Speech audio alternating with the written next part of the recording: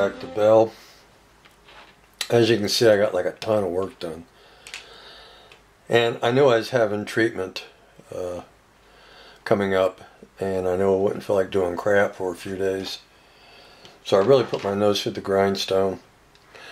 So this is going to be a really long video. I apologize. It's just the way it is, because I have a lot to go over. It's not going to be a 5-minute video.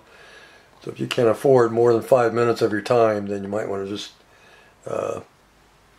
check out another video. Okay, we got her glued onto the base. We got our sand built up around the foot now. As you can see it now, you know, it looks awesome. A nice little detail that makes a big difference in giving the illusion of some weight behind her. So that's she's finally glued onto her base. The boot buckles, that's just Prismacolor marker. That's pretty easy peasy there. Just plain old marker. The dagger was supposed to go on top of the skull right here, but I didn't like it there. I thought it looked better in her boot. So we shortened up the blade of the dagger. Let me zoom in here. And painted the handle the gold leaf. And then the hand grip is raw sienna. And then the jewel in the handle is, to me, a clear green. Wait, that's not raw sienna. That's burnt sienna. Sorry about that. And then the gem is the clear green. So that's the dagger, and then we just super glued it to the inside of her boot. I think it looks a ton better there than in the skull.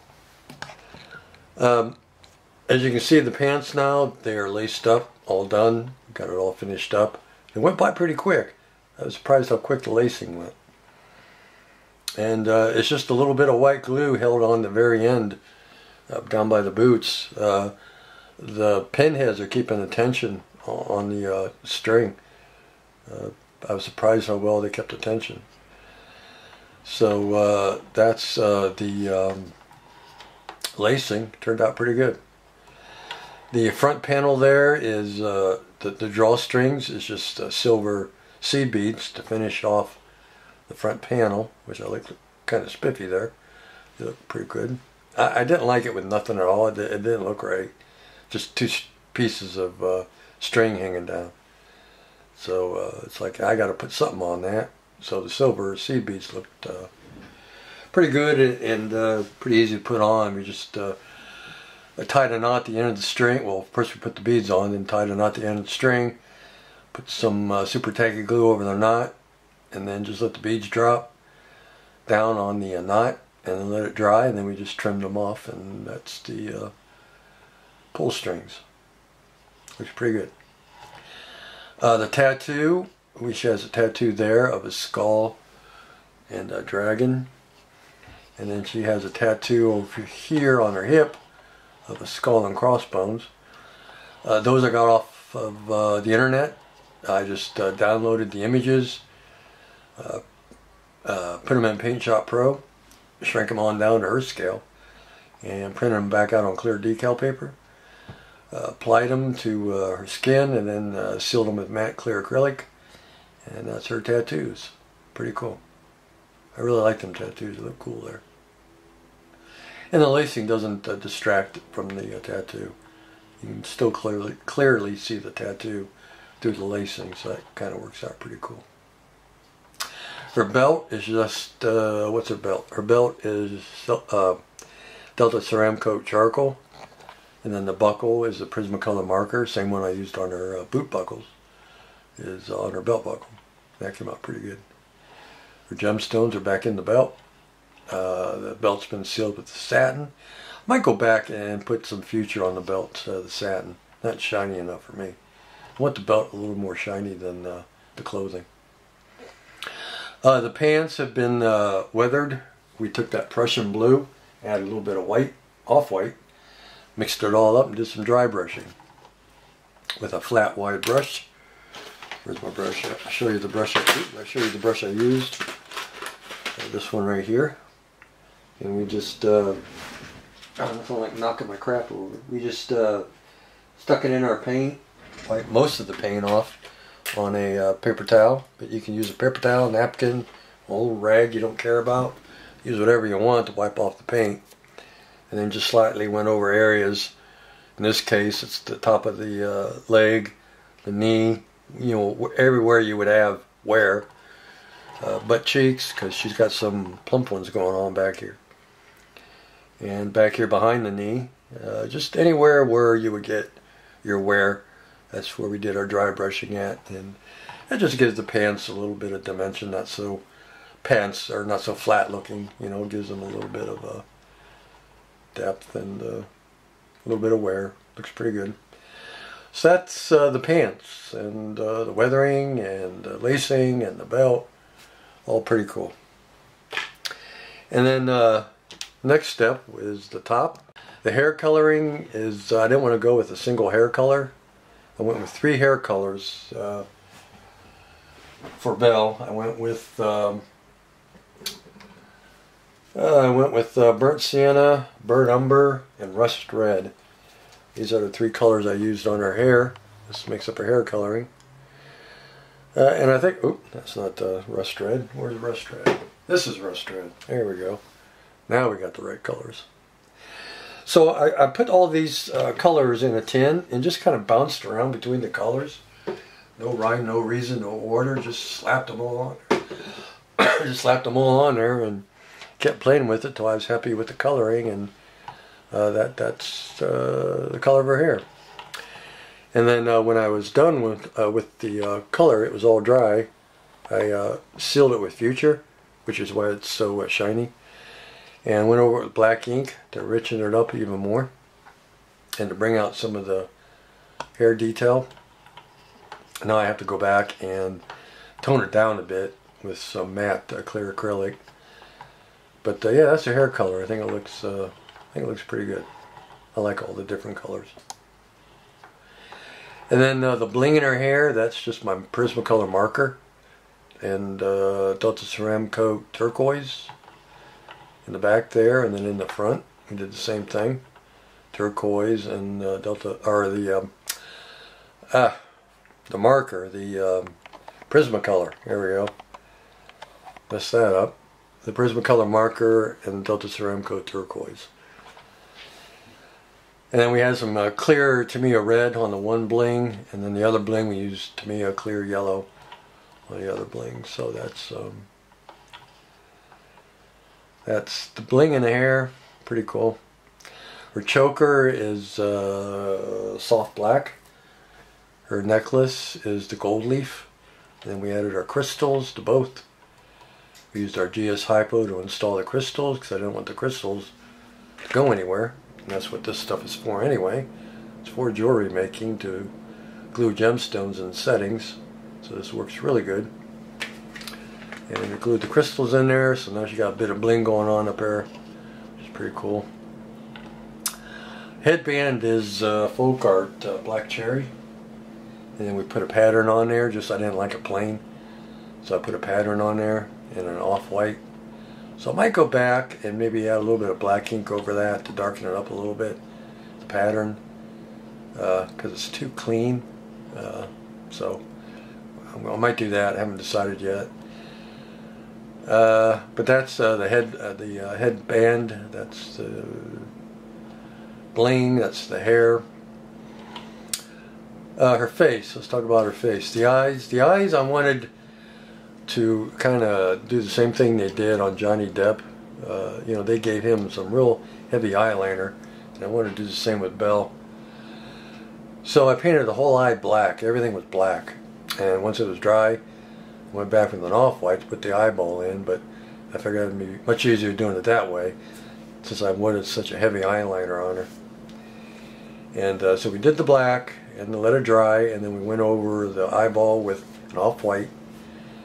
And then when that was done, we did the eyebrows, which is the same hair coloring, same colors I used in her hair, these on the eyebrows. And then her peepers themselves is Archer eye decals. I wasn't about to freehand that. So I chose green. How I use Archer decals is real easy. Obviously I put them in water, and when they're ready to slide off the paper, I'll put Future on the eyes. And then I'll slide the decal right into the Future and basically use the Future as like a setting solution.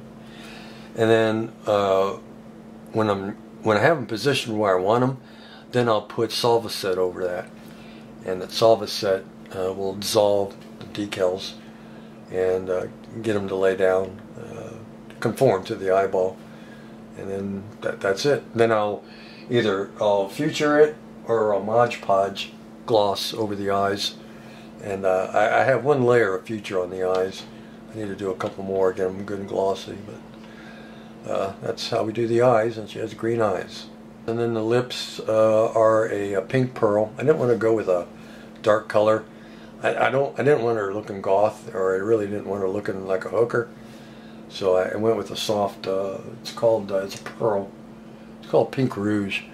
So it's not an in-your-face kind of color. It's just a nice, soft pink, and put that on her lips.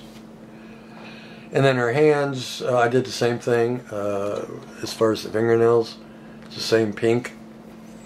The fingerless gloves, which we're going back down to the gloves because I forgot. The gloves are, it's a base color of burnt sienna, and then when the burnt sienna was dry, I Futured the gloves. Then I went over it with a wash of burnt umber, and then when that was dry, I went over it with satin. And that just kind of richens the glove up, gives it a little bit of depth instead of using just a single color. And same thing with the hands holding the sword. Now that hand I had to do some work on because that hand was damaged from the bad casting. So I had to put a couple fingers in myself using Vallejo acrylic putty and replace some of the damaged fingers. Did the best I could. Not perfect, but I did the best I could. At least you have some fingers now over there.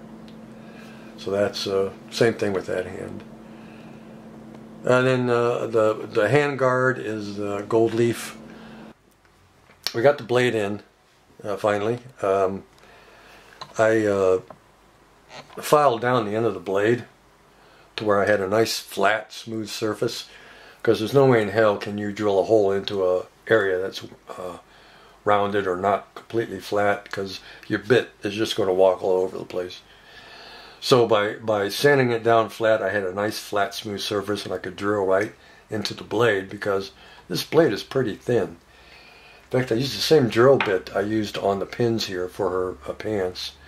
Drilled a hole in the blade, and I used that same pin I used on the pants, and I inserted it into the blade, super glued it into the blade with the pin head out, and then that pin head, I filled a hole here in the handle with super glue and dropped the blade down in there, and then, you know, when the super glue dried, that pin head should help anchor this blade, because it's pretty heavy actually, and it should hold it quite well, and I think it's doing a good job. So we were able to pin the blade after all, and I think we have it pretty stable there.